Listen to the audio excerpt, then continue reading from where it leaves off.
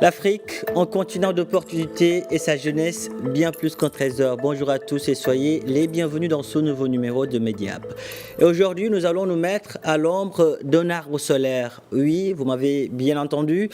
Un arbre qui nous éclaire grâce à l'énergie solaire. Avec cet arbre également, nous pouvons par exemple bénéficier d'une connexion Wi-Fi et recharger notre téléphone ou ordinateur portable.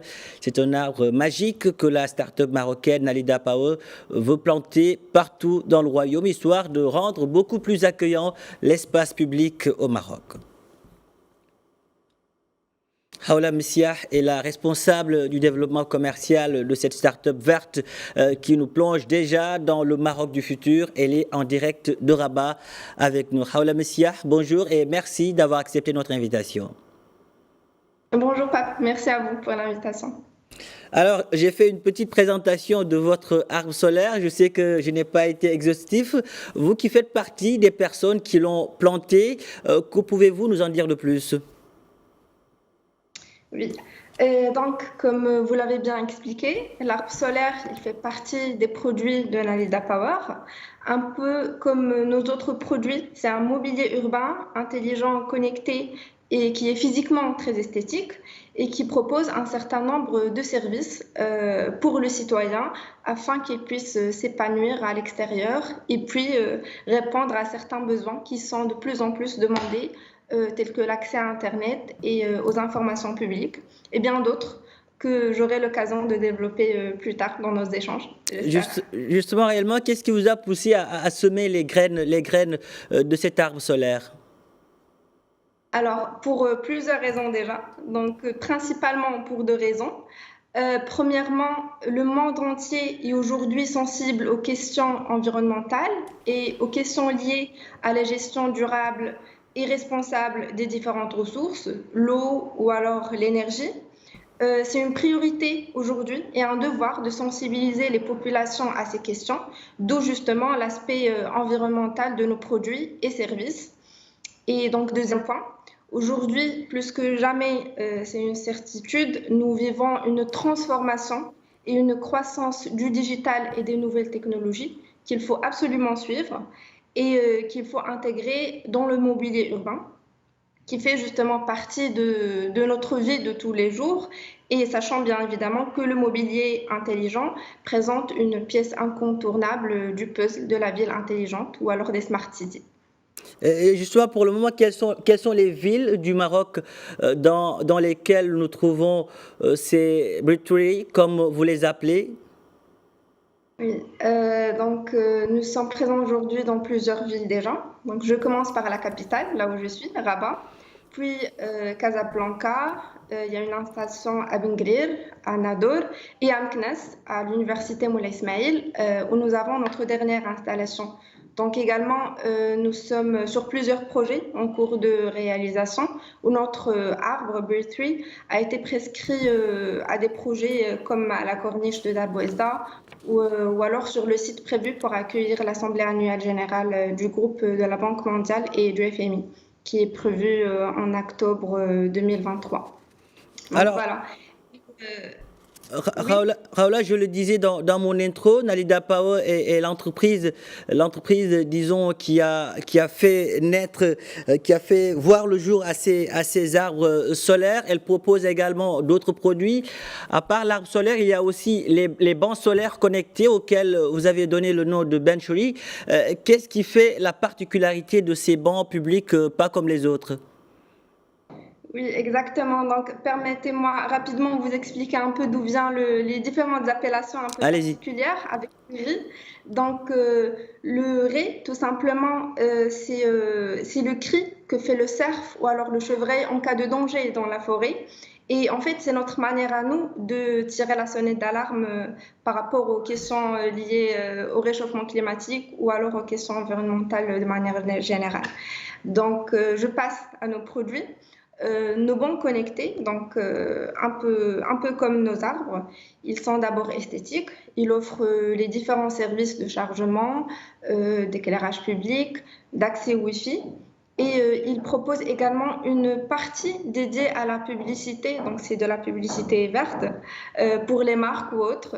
Et bien évidemment, il sensibilise aux causes humaines et collectives telles que l'éducation, l'environnement ou encore le civisme à travers notre service de sensibilisation et d'animation que nous avons également appelé Nudgery. Excellent. Raoula, dites-nous, comment vos produits apportent-ils aujourd'hui leur pierre à la lutte contre le réchauffement climatique? Oui, je vous explique. Alors, en une année, chaque arbre solaire, Breathe Tree, il produit jusqu'à 4000 kWh, ce qui permet d'économiser environ 2 tonnes de CO2. Donc, soit l'équivalent des émissions de 7 citoyens par jour pendant une année.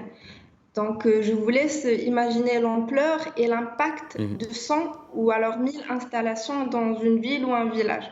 Donc, du coup, et tout simplement par le simple fait d'utiliser nos produits pour consommer du Wi-Fi ou alors pour charger, donc le citoyen, il contribue déjà à la protection de l'environnement par l'atténuation des CO2.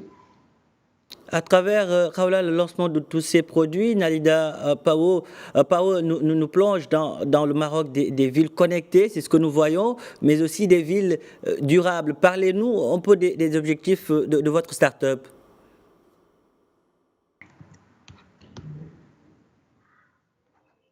Oui, alors parlons d'objectifs. Notre vision est d'abord être partenaire de référence pour équiper, animer et raviver les espaces publics et voilà, les espaces verts, afin déjà de connecter les citoyens entre eux et connecter les citoyens avec leur environnement. Donc notre mission est donc d'améliorer bien évidemment la qualité de vie des citoyens à l'extérieur et animer les espaces publics en favorisant le respect et la préservation de l'environnement.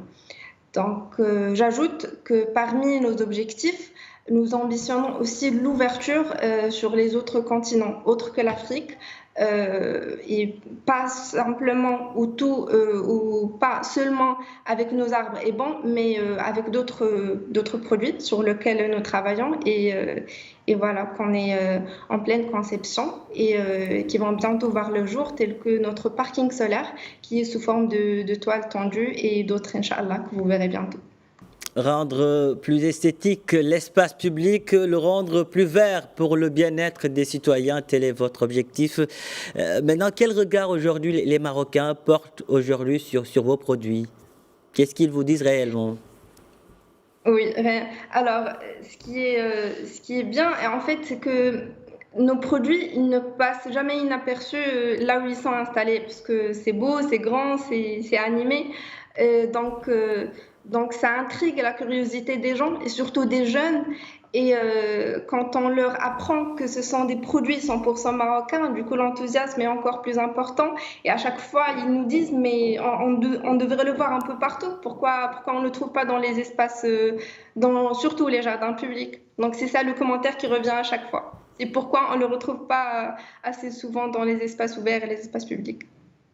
Ah, les autorités sont interpellées alors, parce que je pense que les jeunes veulent voir beaucoup plus d'arbres solaires disons, au niveau de l'espace public. Khaoula, dites-nous, aujourd'hui vous êtes au Maroc, Nalida Pao est au Maroc, mais j'imagine également que, vous l'avez dit, vous ambitionnez également de traverser les frontières du royaume et de vous installer dans d'autres pays d'Afrique et voilà, et pourquoi pas d'Europe aussi.